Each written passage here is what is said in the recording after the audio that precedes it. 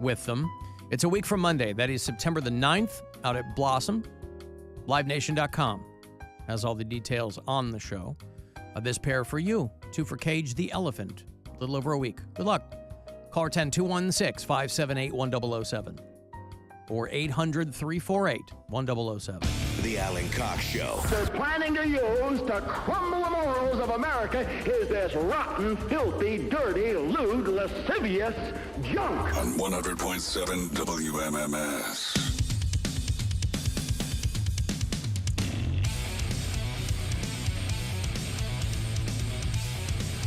35192 want to send a text. You can watch the live stream at alancockshow.com. The Guardians start up again tomorrow night, the weekend series against the visiting Pittsburgh Pirates. Their home field will be getting used on Sunday night for the Green Day Smashing Pumpkins show. Pirates will be at Progressive Field tomorrow night. 7:10 is the first pitch there, first of 3. And all of it here on MMS and on the iHeartRadio app. You can listen. Did you hear the breaking sports news in the break? No. Alan Cox Show. Exclusive news update. Jim Donovan has said that he is calling it a career. Oh, I did see that. He has stepped away from the Browns radio network right on the eve of the regular season beginning. Said he's called his last Browns game. Yes. So he's not doing this season? Nope. No. He shared a letter with the fans saying that his cancer has returned and very aggressively. He's been fighting leukemia for many years now. And dude's the best. Man, yeah. That's such a bummer that it has to end this way, but he had the bone marrow transplant a decade ago, and then he kind of stepped down for a bit, and then he came back, and he left television, and then he was going to be just doing the Browns games. Browns radio stuff. Yeah. Yep, and he has announced that he will not be returning. Who's the number 2 over there on the Browns broadcast? So when he was not able to do it, they would get guys, like national guys would come in. I think Chris Rose would come in. What's the one guy? He's got giant ears. Andrew Siciliano has done some games for the Browns. So there's a bench for it, but they're national guys that would come in for it. I don't know if they are going to bump somebody. There's no heir apparent to Jim Donovan? Not that I know of. Huh. I wonder why they wouldn't have a local guy ready to... I mean, especially since Jim Donovan got sick a decade ago. You think that they would... I mean, those are just the ones that I can think of off the top of my head. They might have somebody ready to go. I don't know. So it was just February of this year that everybody was happy because he said he had ended his radiation treatment and all that kind of stuff. He was named the radio voice of the Cleveland Browns in 1999, completing his 25th season last season.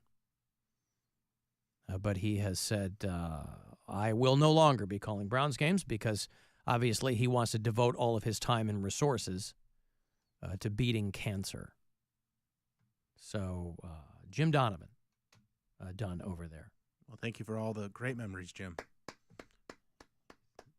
We are spoiled with Was this really like a J.D. good. Vance speech? One person It's clapping? just Good job, Jim. We've been hope really you beat blessed it. with great radio play-by-play in basketball, baseball, and football. Mm-hmm. Jim Donovan's incredible. Mm-hmm. All the years with Joe Tate Mm-hmm. and Hamilton. Tom Hamilton is second to none. Mm-hmm. Tommy. Yeah. Yep. And then even some of the guys that have moved in after, I'm like, who's the guy that does it now for the Cavs? What's his name? Oh, John Michael? No, John Michael does he was doing radio, and then he got bumped up because the other guy passed away. Joe Tate? No, Joe Tate retired and then passed away. Yeah. But Fred. Oh, yeah. Fred, oh, God, he was on Fox for a while, and I feel terrible. Yeah. Hot Wife. Yeah. No, it was Fred. I can't remember his last name. I can't either. I'm sorry. But he passed away, and so then John Michael moved up, and now it's who's doing the Cavs? I really enjoy the guy. Fred McLeod. Fred McLeod. Yeah. Cavs play-by-play. Well, see, we've got a guy named Jeff Joniak who has been the voice of the Chicago Bears since like the mid-'90s. Been doing it a long time. So it's like these long-time guys, when you hear them and you associate their voice, with those teams. It's a big deal. But anyway, good luck to Jim Donovan and his family. Maybe Tim Alcorn's the guy that does it now. Tim Alcorn. And he's great too. Okay. What about Nick Camino? He was here at TAM for a number of years before he got onto TV. I don't think he was really a play-by-play guy though. But okay. Just a commentator. Yeah. Yeah. And a journalist, but a good broadcaster. What about? Would this be an opportunity? We should try to get him on the phone. To get Pound Cake back in? Cleveland's best sports talker. Cody Pound Cake Brown. Make it happen. I think you're onto something. I mean, this might be the opportunity for him to get back in I was going to say good graces. He was never in their bad graces because they didn't know who he was. But it's hard for someone to be mad at you. Right.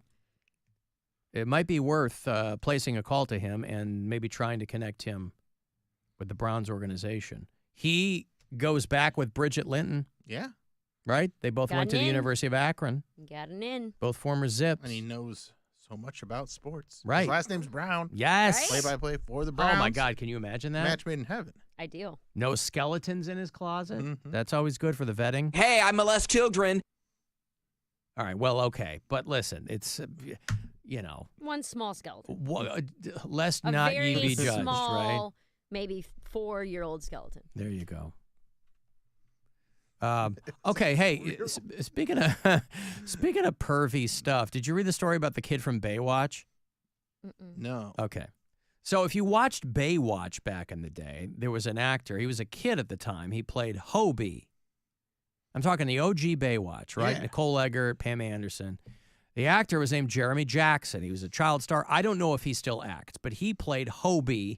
He was David Hasselhoff's son on the show. And he was on the show for like 8 seasons. So you saw him go from like a cute kid to like a gangly teenager, right? And I guess there's a documentary series called After Baywatch. And he was talking about literally growing up on that show. And he said that he sniffed all of the bathing suits. Of course he did. Sniffed all of you're a kid going through puberty and you're on a show with some of the most beautiful women and men. And Alexandra alive. Paul. Yeah. I always felt bad for that actress, that Alexandra Paul. She was like the skinny brunette. Like So with the short hair? Yeah. You're surrounded. She was still Pretty. good Yeah, looking, good but just looking. compared to Pamela Anderson and Nicole Eggert and everybody yeah, else. like, what Wasn't the hell? Carmen Electra on the show? No, I think it was, who was the one? Yasmin Bleeth. Yasmin Bleeth. There you go. Yeah. And who else? What's her name was on there too? There was another blonde that was on. There was Stacey Camano, who I thought was kind of foxy. She was a brunette. There was another blonde on that show. Maybe it was later seasons. I don't know. But yeah, Hobie's like, this dude went his whole life so far without throwing that information out there. And then he's like, yeah, I sniffed all the. Yeah, but people are like, yeah. Are they, Now- is he coming under fire? Like, are people like, you Well, no, cancel because him? I think that because the dude had a hard time after Baywatch. I think by the time he was like 20, he was like a drug addict and all this kind of. So he had a tough time. But could it be? Obviously, the headlines on this sounds lascivious.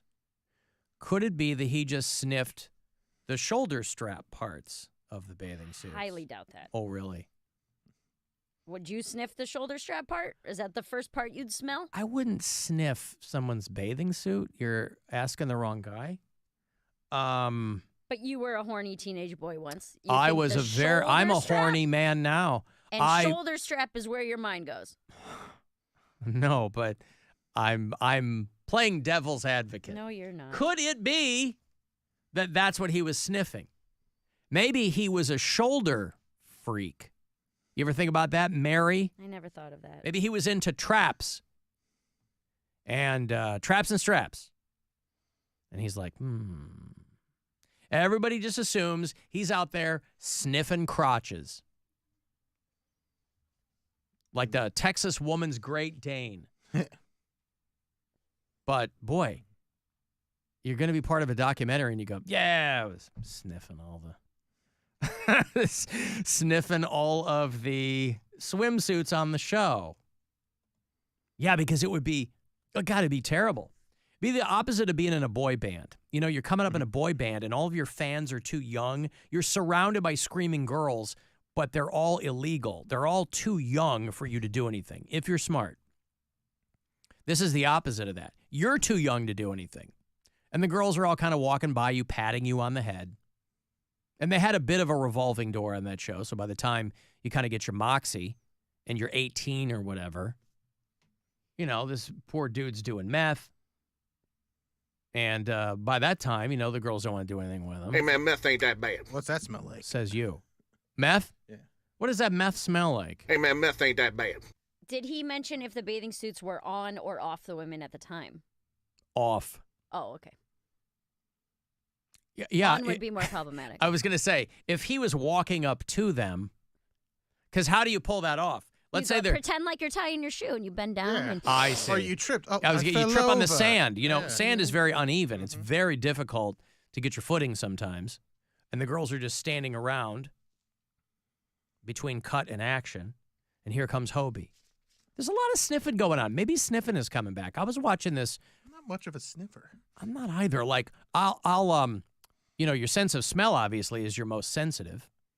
And so if somebody smells good, you can pick up on that. But the whole sniffing thing. Wait, where does that come from? That sense of smell is the most sensitive, Isn't it? It's the closest tied to memory. It's not necessarily the most sensitive, say, but like- it's the one that's the most I close thought they tied to said your memory. olfactory senses can pick up like hundreds of thousands of scents. I don't know about that. All I've ever heard is that your sense of smell is the Tied to one that memory. is tied to I've memory. heard that. Yeah. I've never heard it's the most sensitive. Because I think that's also varies from person to person. Okay. And I feel like I see more than I smell. Okay. You see more than you smell? Yes, I do.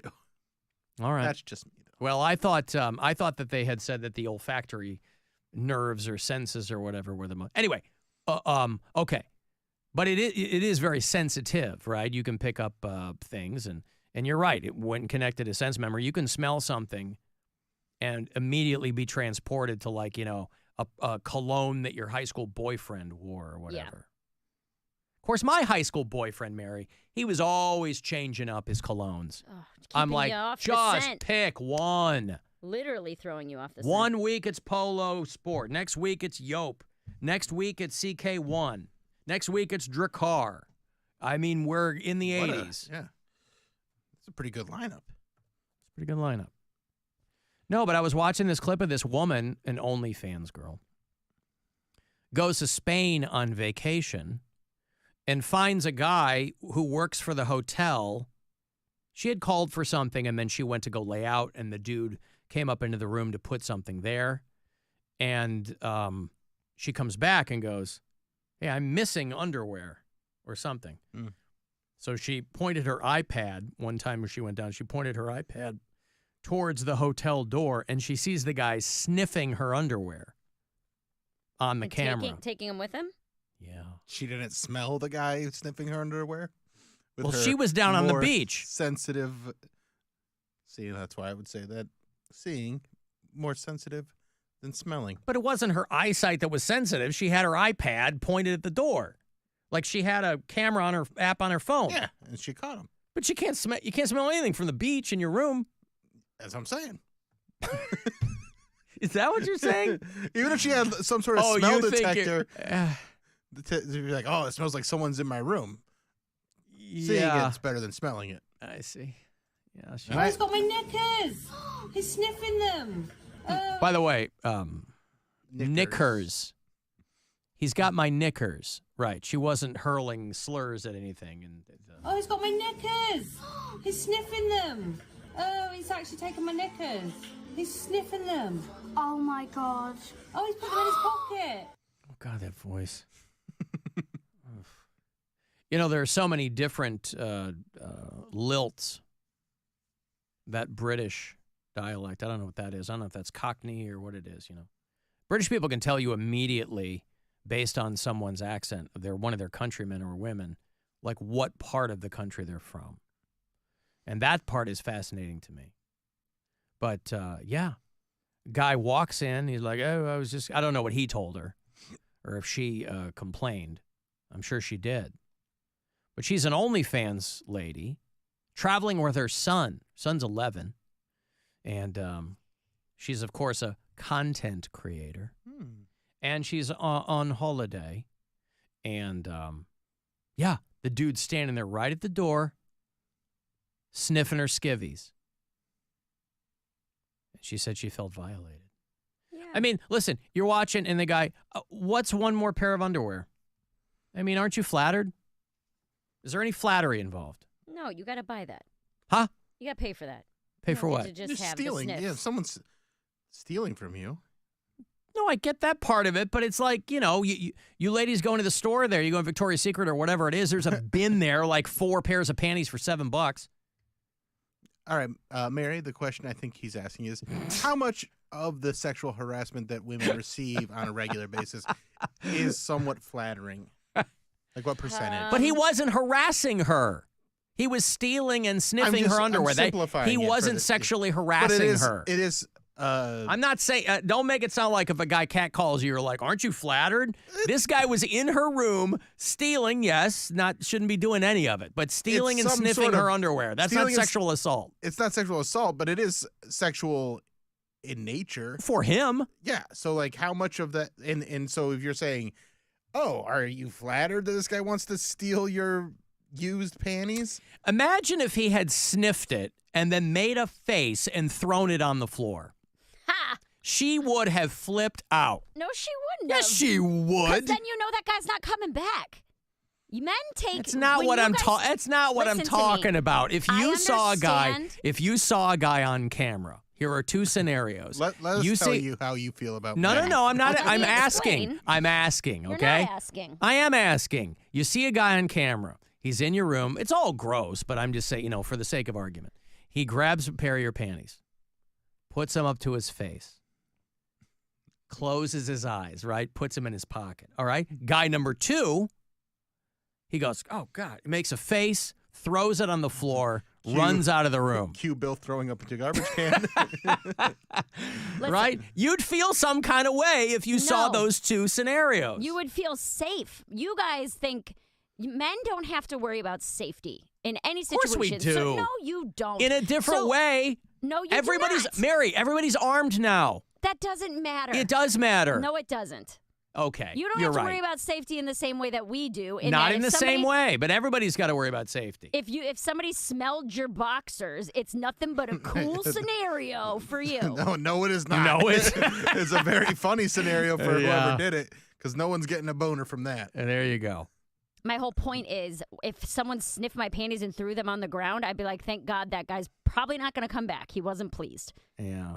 If I saw someone in my room, the level of uncomfortability with that, because regardless of if they like it or don't, you're violated. No, you're like, I understand. That's my stuff and my also, personal items. But people, when you're at a hotel, there's people in your room all the time. There's housekeeping. Sure. There's guys coming in, making the towel into a swan. I mean, but you trust them to only be doing their job. Yeah, no, I understand. So my point is that how many times have you been staying in a hotel alone and felt unsafe? Probably very, very few. I don't mean a crappy little roadside motel. You're traveling, you're in a Holiday Inn, in a normal place.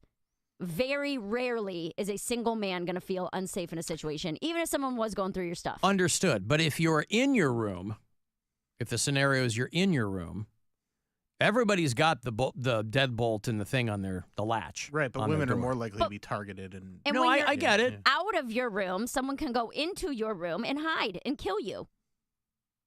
You've never thought about that. Of course I have. You have. Of course. Why wouldn't I? Anybody can get into a hotel room. That's why they sell all manner. I'm not saying the same thing. I'm just saying to say that if you're not a woman, you've never considered your own safety is ludicrous. I'm not saying it's absurd on its face. No, you don't have to worry about safety in the same way that we do. Right. Because we also have to worry about guns, just like everybody else in this country does. But you don't have to worry about some crazy person hiding in your closet and raping and killing you because you're a cute lady. That is true. Yeah, you have to worry about. I've never considered myself a cute lady. I've never once. I've been in a lot of job interviews back in the day. They go, "How would you describe yourself?"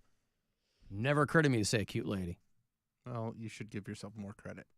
I won't. Erica Eleniak was the one I was thinking of. Yeah. She's the one that jumped out of the cake in Under Siege. Yeah, I remember that. Oh, my God. I may have paused that as a child. Oh, boy. Okay, so I'm going to go to break here. Well, Mary, you're on the VHS tape was always disappointing too. You're like, this is. You get the vertical lines, horizontal lines, whatever, tracking.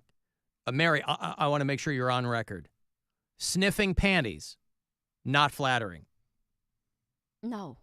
Okay. Not if they're sneaking in and stealing them. I want to have you on record. If someone is purchasing my panties and then doing what they will with them, that's different. But if you're having your privacy validated, what's the word I'm looking for?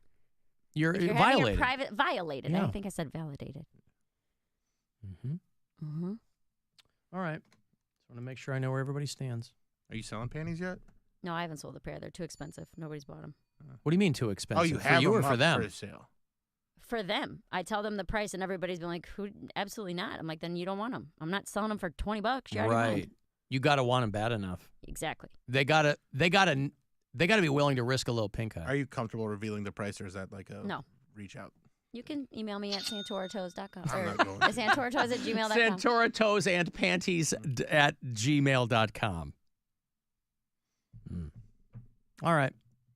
It's still santoratoes at gmail.com? How many pair up for sale? I mean, that's not like that. It's not like I wear them and put them in a separate place. She's got and to take shop pictures of 'em. online. Oh, you don't seal them up by in request. Ziplocs? No, it's you don't it's by vacuum request. seal them? No, because I run out of underwear. Keeps in the freshness. I thought you bought. This is what I'm talking about. You buy them in bulk, then you wear them, sell them. No. But she's not trying to sell. If someone inquires, hey, I'd like to buy a pair of your used panties, I say it is this much money, and then we go from there. I And see. Every time so far, it has been like, sorry, I can't afford that. But they also tell you what they want you to. Right? Yeah, I want you to work out in them. I want you. Right? Well, it's never really gotten that far, right? No. Oh, you haven't even gotten one conversation before somebody bails. No, because it's a ludicrous number. I don't really want to sell you my underwear. I see. So if you really want them that bad, oh, here's you what make it costs. prohibitively expensive. Yeah. I didn't get into selling pictures of my feet to also be giving away articles of clothing. Kind of weirds me out. It's called diversifying your portfolio, Mary. And for a certain price, I will do that. Uh-huh.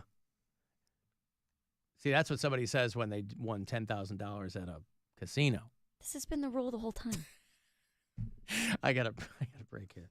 Hey, send me a text, 35192 if you want. I'm going to have $50 to Blue Heron Brewery for you later on, and another $1,000 along with the trip to Vegas. That's 5:30 for this year's iHeartRadio Music Festival. The Alan Cox Show on 100.7 WMMS. And every